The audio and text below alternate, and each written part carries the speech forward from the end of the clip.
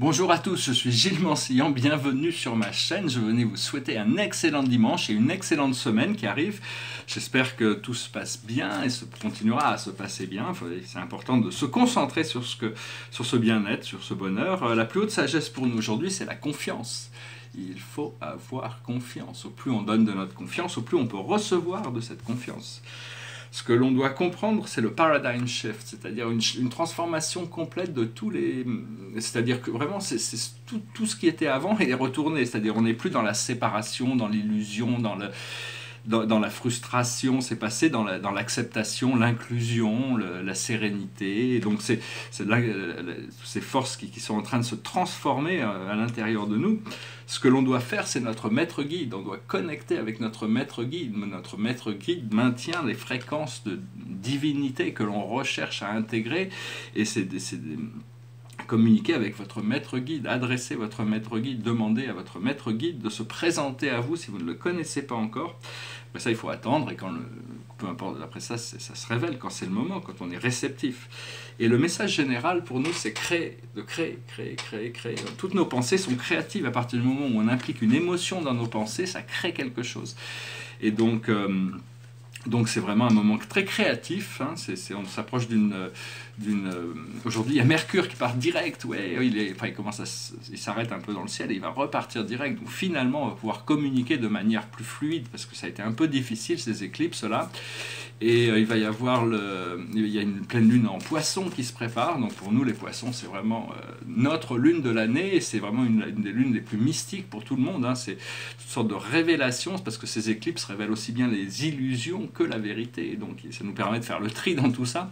Et il y a Mars le 27, le lendemain de la pleine lune, il y a Mars qui va partir direct, donc on pourra avancer avec notre volonté, ça va être important de pouvoir travailler là-dessus. La carte de la journée pour nous, c'est la vie amoureuse, c'est la vie amoureuse, c'est la romance, c'est le partage, c'est l'habilité de trouver la connexion pour arriver à... Parce que le fait d'avoir des relations amoureuses épanouissantes, disons, ça rajoute quelque chose à notre vie, ça donne sens à la vie. Ça a été créé comme ça, Dieu a créé l'univers comme ça, donc c'est l'amour, toujours l'amour, et puis toujours arriver à... C'est juste arriver à ressentir les choses. Alors la carte des archanges pour nous, c'est les rêves se réalisent, on n'a rien sans rien. Aimer les belles choses qu'offre la vie, c'est le 9 d'Ariel. Elle est sur son unicorne en train de voyager avec son drapeau, et il y a l'arc-en-ciel qui l'accompagne. Donc vraiment, c'est des moments très très positifs, avec toutes sortes de possibilités, même peu romantiques. Et romantique, justement, derrière moi, c'est un collage que j'avais commencé quand j'habitais à South Beach, à Miami, pendant 92, je crois. Puis je l'ai fini là, parce qu'il il manquait un petit peu de dynamisme, et donc il va être encadré. Et c'est un collage de photos de mode, et par-dessus, il y a un texte qui dit « Comme un ange à l'œil fauve, je reviendrai dans ton alcôve, et vers toi glisserai sans bruit parmi les ombres de la nuit. Et je te donnerai ma brune, des baisers froids comme la lune et des caresses de serpent autour d'une fosse rampant. Quand viendra le matin livide, tu trouveras ma place vide où jusqu'au soir il fera froid, comme d'autres par la tendresse, sur ta vie et sur ta jeunesse. Moi je veux régner par les froids. » C'est un peu intense, mais c'est un poème bien sûr de Charles Baudelaire, des Fleurs du Mal. Enfin, c'est un artiste qui m'avait... Il y a certains poèmes que j'avais pu utiliser pour catalyser des énergies et les utiliser dans ma peinture. Ça reste... Bon, après ça, ces tableaux avec ces textes poétiques, des fois quand on les regarde, il y a un mot qui va ressortir pour nous enseigner quelque chose. C'est assez, j'aime bien ces textes avec des écritures. Je voulais dire aussi, parler brièvement peut-être parler un petit peu de dessin, pendant qu'on y est. Après ça, je reviendrai un peu sur ma philosophie. Mais le dessin, c'est très essentiel pour préparer n'importe quel projet. Tout a commencé par un dessin. Le premier ordinateur, ils ont dessiné quelque chose. La première fois tout se dessine, hein, tout se dessine au départ, et donc le dessin, c'est quelque chose qui est essentiel, c'est bien de travailler, de dessiner. Alors bon, je vais montrer, c'est bien, quand on fait des dessins, c'est de pouvoir les exposer sur le mur, comme ça nous permet de les voir, parce que si on les garde dans un carnet, on ne sait pas lesquels sont bons, enfin, on a une idée, mais c'est bien de toujours mettre tous ces dessins sur le mur pendant une semaine, le temps de les voir et de voir lesquels fonctionnent. Moi ici, j'ai pas trop la place de le faire, mais enfin, dès que j'aurai un atelier, je vais commencer à pouvoir organiser les milliers et les milliers et les milliers de dessins que j'ai, parce que je dessine beaucoup. Alors ça, par exemple, c'était un dessin sur le corps de lumière. Alors, ça représente un personnage. Et puis je les ai pas remplis, hein, mais bon, ça c'était juste le corps de lumière. C'est-à-dire, on s'ouvre c'est le corps en fin de compte qui ouvre à des différentes dimensions de réalité supérieure. Celui-là, il est assez marrant aussi. C'est un personnage il a toutes sortes de codes. Il y a un escalier sur cette montagne. Et bon, il n'y a pas trop de symboles dans ces tableaux, mais dans ces dessins, mais ils sont quand même assez. Et puis il y a celui-là aussi, c'est un peu plus récent. C'est un dessin. Je ne sais pas s'il est fini ou pas. Il est bien comme ça. Je trouve que malgré le déséquilibre, il y a cette échelle avec le symbole d'Eunomia. Eunomia, c'est l'ordre divin. C'est un cœur avec une étoile par-dessus. Ça représente Eunomia, la déesse Eunomia. Il dit je suis. Mais celui-là est signé comme ça. Je trouve qu'il fonctionne bien. Moi, j'ai des milliers et des milliers de dessins. Les dessins, c'est bien parce que c'est moins cher que les tableaux. C'est plus facile à. Mais bon, c'est moins spectaculaire peut-être que les tableaux. Mais enfin, je pense que si j'avais de collectionner, je commencerais par. Les moyens de collectionner les artistes que j'aime bien, je pense que je commencerai par leurs dessins qui sont beaucoup plus abordables. Et donc voilà. Je voulais dire que bon, le cœur c'est la porte de tout ce qui est supérieur, des plans supérieurs. C'est là où on découvre l'âme. Donc il faut rester vraiment à l'écoute de son cœur. Pour le moment, c'est un moment où on est un peu testé. Hein, on se teste soi-même. On prend nos nouvelles marques.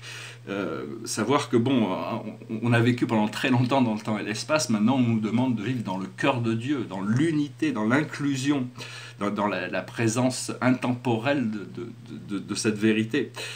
Et on est en train de nettoyer un petit peu toute cette ligne temporelle pour arriver à retrouver nos mémoires. Et parce qu'il y a toutes sortes de synapses qui ont besoin dans le cerveau est connecté à la plupart des humains ont un cerveau qui est connecté au drame du cerveau reptilien, et donc ils sont bloqués dans ce cerveau reptilien, alors qu'il y a d'autres parties du cerveau qui ont besoin d'être activées. C'est une manière quand on est dans la méditation et que notre troisième œil s'ouvre, c'est qu'il y a une nouvelle porte qui s'ouvre, une nouvelle connexion de synapses. Et parce que c'est un signe que notre ADN est en train de s'ouvrir, hein, et jusqu'au nouveau niveau de fonction. Moi, je voulais parler aussi rapidement, discuter de...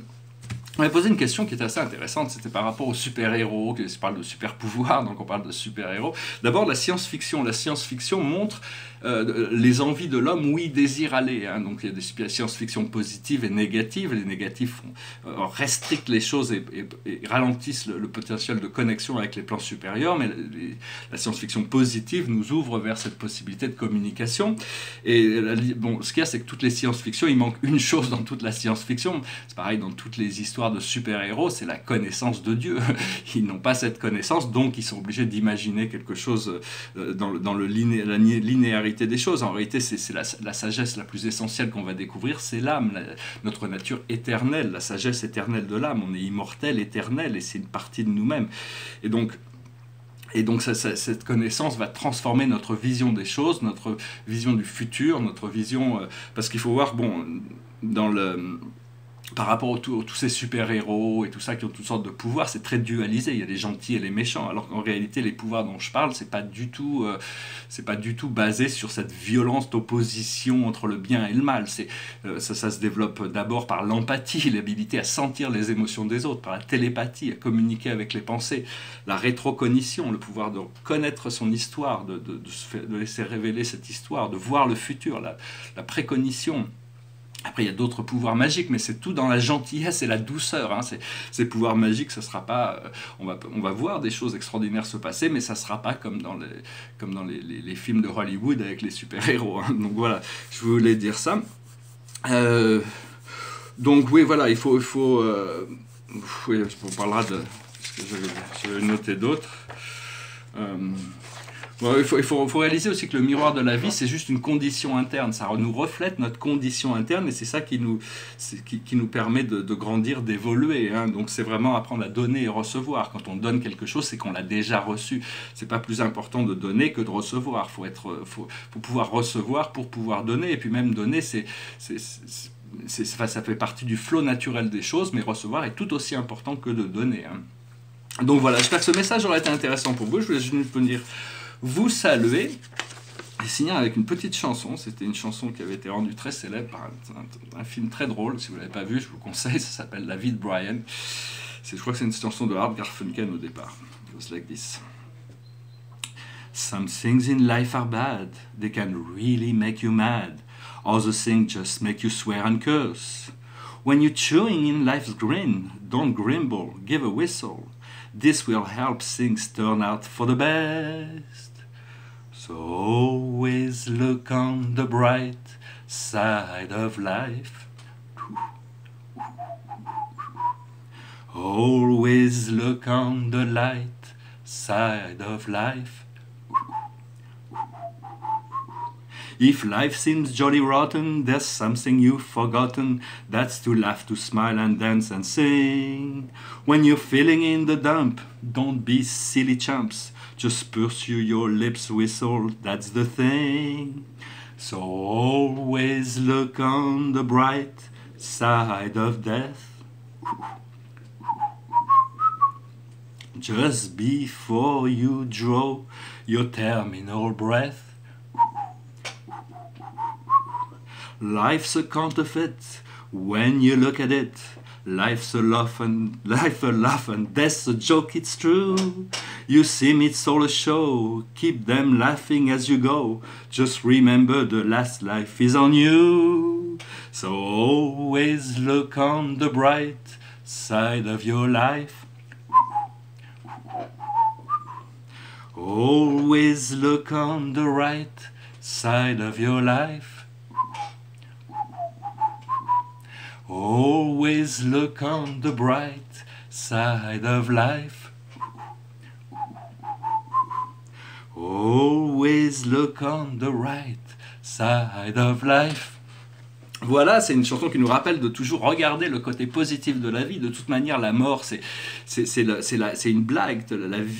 La vie est un rire et la mort est une blague et la blague est sur nous. Donc autant rendre, de faire rire les gens sur le procédé de la vie. Hein. C'était une chanson qui avait été bien illustrée dans ce film un peu... si vous aimez l'humour noir et que vous n'avez jamais vu ce film, je suis sûr qu'il est même très bien en français, ça s'appelle The Life of Brian. Je vous souhaite une excellente journée, je vous remercie pour tout, je vous dis à très bientôt, namasté.